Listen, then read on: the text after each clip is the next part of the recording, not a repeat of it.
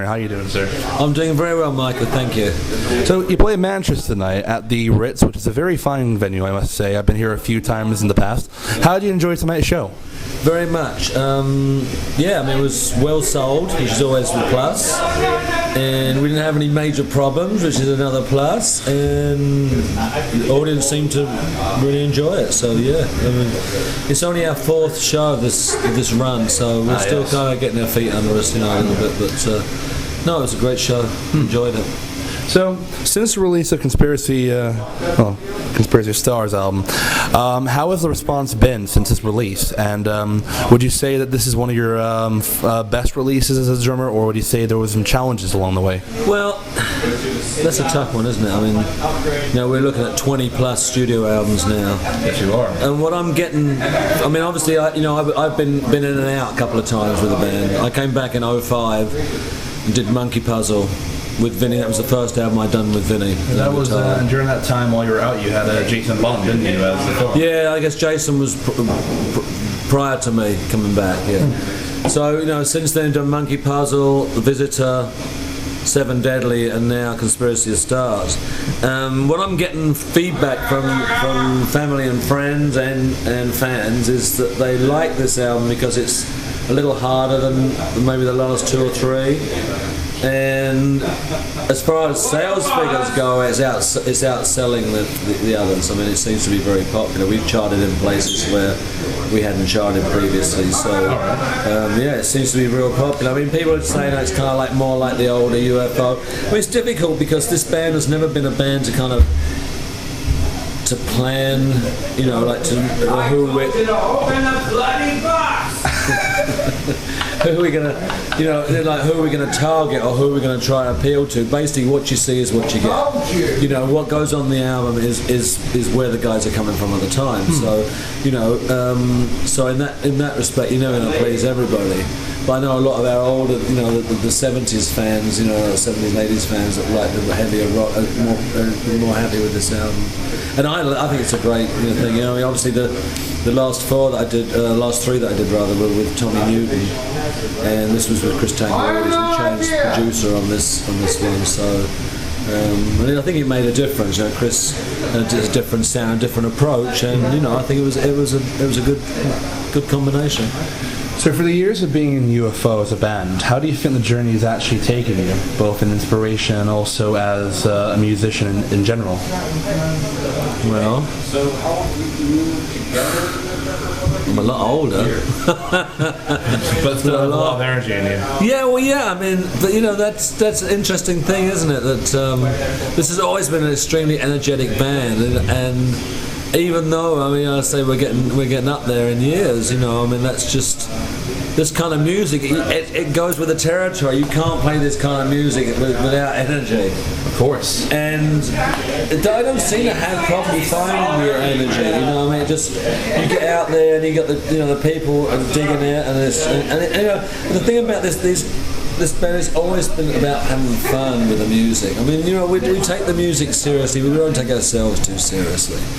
And we want to go out there, and you can tell by the way Phil is with the audience that we want to get the people, to feel part of the show and have fun, and get some feedback going. And I love that about this band, and it really, it's kind of a vampire. So you basically suck the energy out of the audience a lot of the time, But I think what you take, you give back,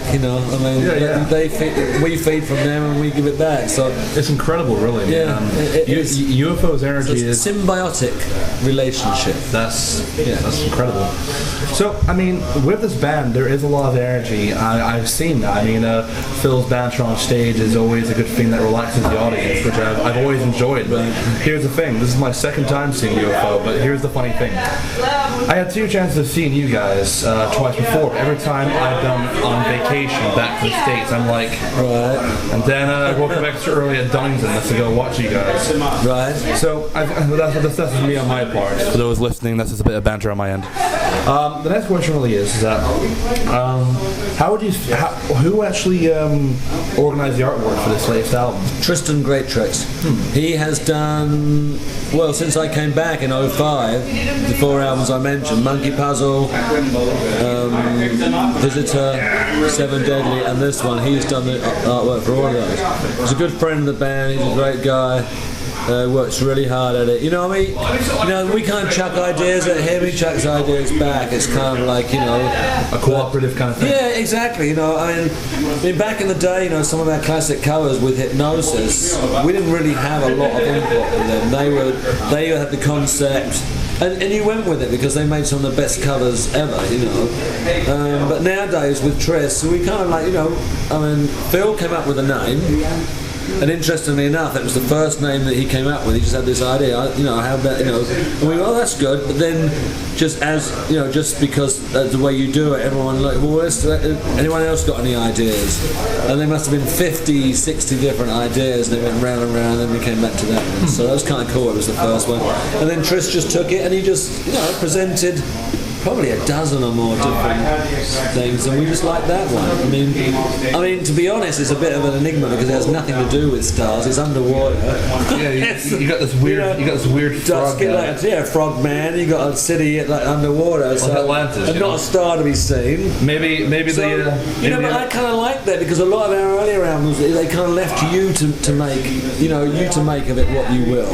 And to me, that's a lot more interesting that everyone has their own take on it. I remember reading an article once with Seal, and he said he never prints his lyrics on an album because he wants people to, you know, whatever they think they are, and George to, you know, to that's what, you know, if they think that's what it is, let them think that, and so I think that's kind of in the same way with our cover. Well, you know, the strange thing is, I see why it's called Conspiracy of Stars, because it's like the lights are the stars, and inside buildings there's sometimes conspiracies that you never... That's perfect. See, that's your thing. Symbolism. Other people might think stars are like, you know, like movie stars or rock stars or something. So well, that came to mind as well, because I thought myself, it's all the lights standing out individually. It's almost like... no, that's what I'm saying. So you can make what you will of it, and I think that's a lot more interesting than basically having like a picture of the band or something. You know, the only thing with stars on are the pics I actually got from the show with it's got Rob. I got Rob's pics. It's got stars. Oh, did you? All right. Yeah, the 5-pack set. Okay. Yeah, but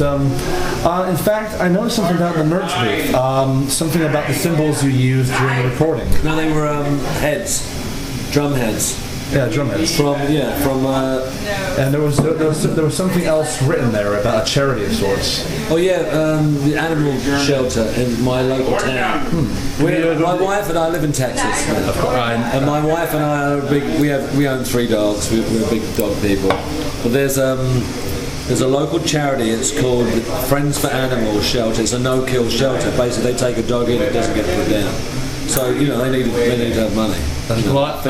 Some of those dogs they keep for years, you know, if they can't find homes for them. So, and we always donate to them. So when Kate said, the charity, and I mean, and I have to be honest, my wife just went through cancer, and Kate thought that she was going to, you know, that we might want to, but you know, there's an awful lot of money goes to cancer charity, and we don't know where the hell it goes. You know, we've looked at this, you know, how many millions have been raised for cancer, and you don't ever see where it goes. Exactly. I know the people in this shelter.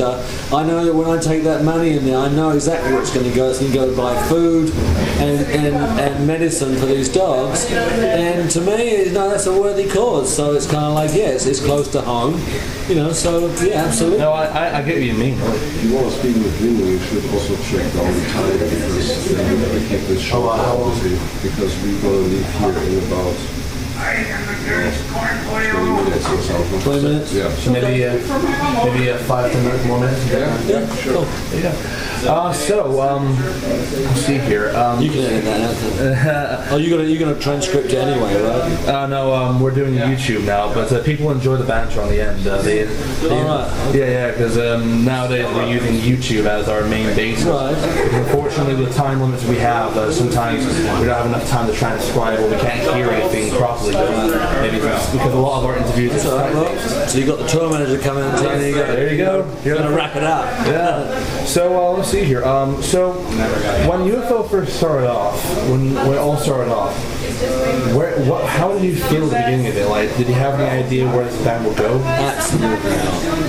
No, I mean, how can you? You know, I mean, I didn't have some like preconceived dream. I mean, I just wanted to play. I met a bunch of guys that are good. They had some gear, sounded pretty good, and off you go. And it's quite remarkable to me, you know, when people say to us, oh, you know, do you know how much you influence, you know, like people like Iron Maiden and Because Maiden opened up with Dr. Doctor on every show. Apparently so, they play, yeah. I've seen them 4 times and they've always opened up with the class. Never offered us a tour. Harris. Cheap bastard. So, but you know, I mean, it's interesting, like, the guys from Motley Crue is like a mention, and the guys from Metallica. You know, but you never really think about that. You're just out there doing what you're doing. Well, UFO inspires me as a musician, both guitar-wise and vocal. So that's my 2 cents. Thank you. That's good. I mean, I got into UFO back in high school, where, as you did, and I first heard the classic version of Dr. Doctor. We used to have a little radio station in school, like all these speakers around. Right. And so, a friend of mine put on some UFO, and I got really into it. I just got really stuck into it, and then I found that Schenker used to be a part of the band, and I'm a big Scorpions fan. Oh, so you mean you'd already moved on by the time you discovered it? No, I'm still a UFO fan. Oh, right. I'm just saying that as I researched into you guys, I found all these things I didn't know because I was still getting into the music. And, so to this day, I actually still sing Dr. Doctor in the shower. Great. You got to hear it tonight. So I guess the final 2 questions before we go are, what has been the greatest moment as a part for you as a member of UFO? That's a tough one. I mean, you know, we're looking at what, 46 years now? It could be anything really, from past or recent. I mean, you can never really have too many great moments. Actually, I think it was almost when Paul called me up and asked me if I wanted to come back in 2005. He was completely out of the blue. At the time. That seemed like a good idea. No, it was completely out of the blue, and it was a part of my life that I thought was gone forever. You know, I hadn't really any plans to do it, and it's really been great. You know, and I've really enjoyed this. It's actually probably one of the most enjoyable. I mean, okay, you know, in the 70s were great, and you know, but this part of it's been really enjoyable. It's just different now. It's just cool. You know, been there, done that. The egos are gone. It's just all about going out there, playing, and having fun. Yeah. So you know, to me, yes. So that was a great moment. It was August Bank Holiday 2005 when the phone rang about 4:30 in the afternoon. Yes. So yeah, cool. So I guess the final question is: do you have any messages for the fans at home listening? Yeah, just keep buying their albums. Yeah, no to digital downloads. Easy to make. Yeah, absolutely. Yeah, no, I mean we hope you're still enjoying us, and as long as you keep buying, we'll keep making them. That's brilliant. You know, come out and see the band because it's worth seeing. This is a live band. I mean, we make great albums, but you've got to see the band live. So. Of course, the whole package. Here's a whole package. Thank you. This is Michael J. Coyle.